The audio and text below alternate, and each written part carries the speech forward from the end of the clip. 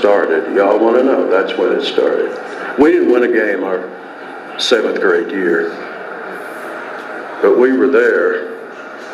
And so on a team that never had leadership problems. I mean, you don't play with John and Jeff Colquitt and Dwight and Ronnie McClendon and Victor and Carl McEnroe, and you don't play with these guys and ever worry about where your leadership's going to come from.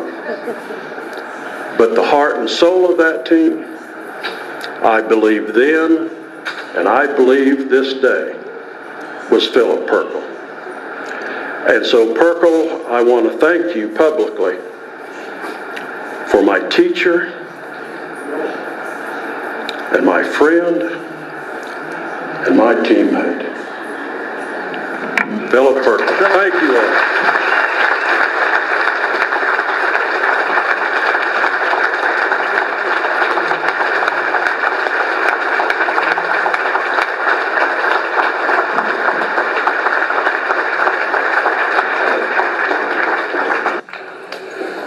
You know, his parting words was, "Can we take a bathroom break?"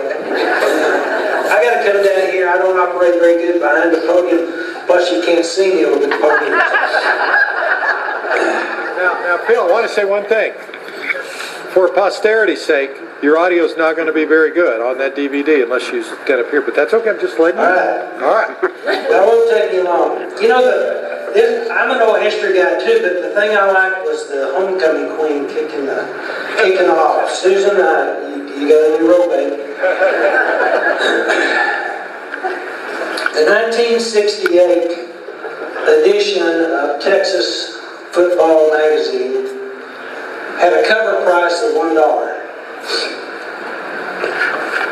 The picture on the cover was Texas A&M quarterback Ed Hargett, and the caption underneath read, "Texas A&M's cool Ed Hargett puts the knife in Alabama."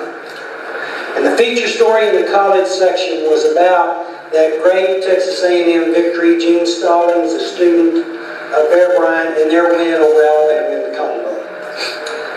They had a special edition they called the 5-Year Schoolboy Champions. And the leading paragraph read something like this. As any Pennsylvanian knows, the world's best high school football is played in the state of Texas. No question. Then the next question is, so, given that, who is the best team in the state of Texas? Not over one season, but over a span of 5 seasons. If your answer was Plano, Dumas, Amarillo, Tascosa, Keller, Clifton, those would all be great answers. However, the winningest team in the state of Texas over the last 5 years are the Dalhart Wolves.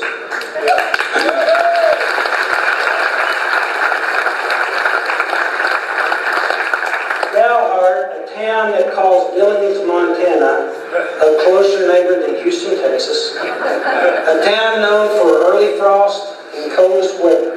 But if winning football games is your dish, then the Dalhart Wolves are the ones that we want to look at. 1961 started that out, and when I reflect back on those days, the thing that comes to my mind first of all is leadership.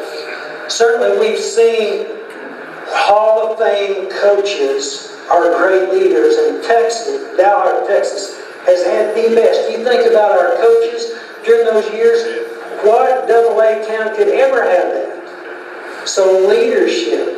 As a sophomore in 61, certainly the senior leadership of that team, Coach. You know, the guy on us, the names we've already talked about, Beast, Larry Melton, and of course Chester Bird. You know, when Kevin called me and he said, what play would you call the greatest play in Dalhart history? And I said, well, you know, everybody's going to say Ledbetter's run, and certainly that was it. But I vote for Chester Bird. He's the guy that set Ledbetter up, you know. So the senior leadership was really the deal.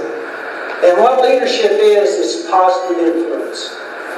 Stephen Covey wrote a famous book called 7 Habits of Effective Leaders, and he had a metaphor he called emotional bank account.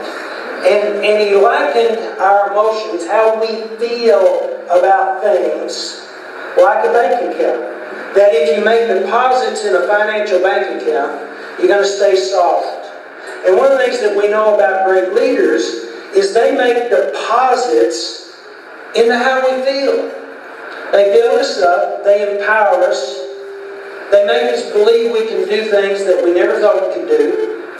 They enable us. When I think about Dalhart, you think about all the leadership that we had, not only in the schools, but in the community and across the board. Positive leadership. March 20, 1999. I'm standing in the foyer of the Texas Football Hall of Fame. The day is the induction of Greg Sherwood.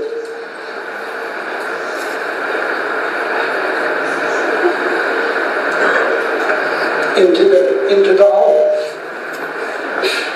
Coach Etheridge has been inducted in 1997. And several of us are standing in the foyer getting ready for the press conference where they're going to introduce the inductees. We're standing in a little circle and we're talking. Bill, come up here and help me with this.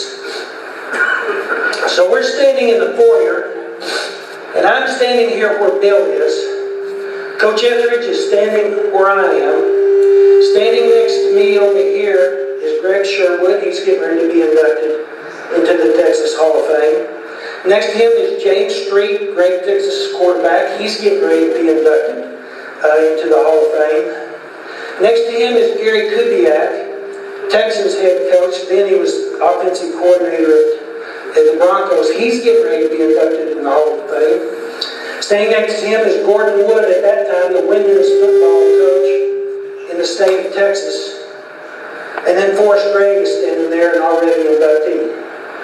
So I'm standing there and we're distant, and I'm telling you, I'm keeping my mouth shut and I'm listening. There was a pause in the conversation, and Coach Etheridge did this. He put his hand on my shoulder and he leaned into this group and he said, "This was my fullback at Dalhart, and I want to tell you something. He was a good one." How do you think I felt? Suit me up. But here's the deal. All Coach Etheridge had to do was this. We were ready to roll. We didn't talk about looking him in the eye. We were ready to go. Positive leadership. And when I think back and when I reflect back on those days, community-wide, school administration-wide, coaches, senior leadership across the board, that makes the difference. And I want to tell you something. That sustains you over a long period of time. It's not a flash in the pan. So, Dickie, Glen, stand up. We're getting ready to go to the bathroom, buddy.